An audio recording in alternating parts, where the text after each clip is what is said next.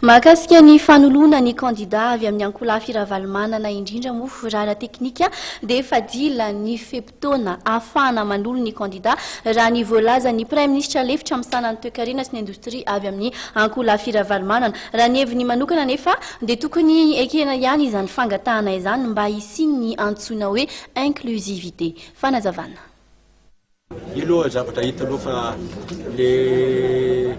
le fanolorana le kandida ny zavatra efa raha ohatra jerena techniquement parlant efa clos igny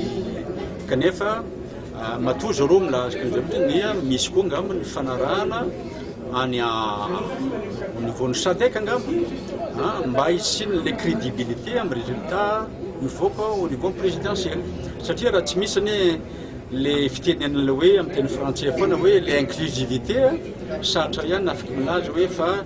le président olany eo dia ekeny be sy ny maro satria zavatra resahany hoe ny aingany ny élection zany dia amin'ny teny français moa mialatsiny foana amin'ny hoe élection crédible, transparente, acceptée partout. Ka io moa amin'izao fotoana izao mbola sarotra resahako hoe iza anatiny ve ny tenanay dia sa tsy anatiny dia ny firesahana aloha misy fa amin'izao fotoana iresantsika zao mbola sarotra amiko laza hoe iza ny olona aleo le kandida ataoko hoe hiproposer le anarana no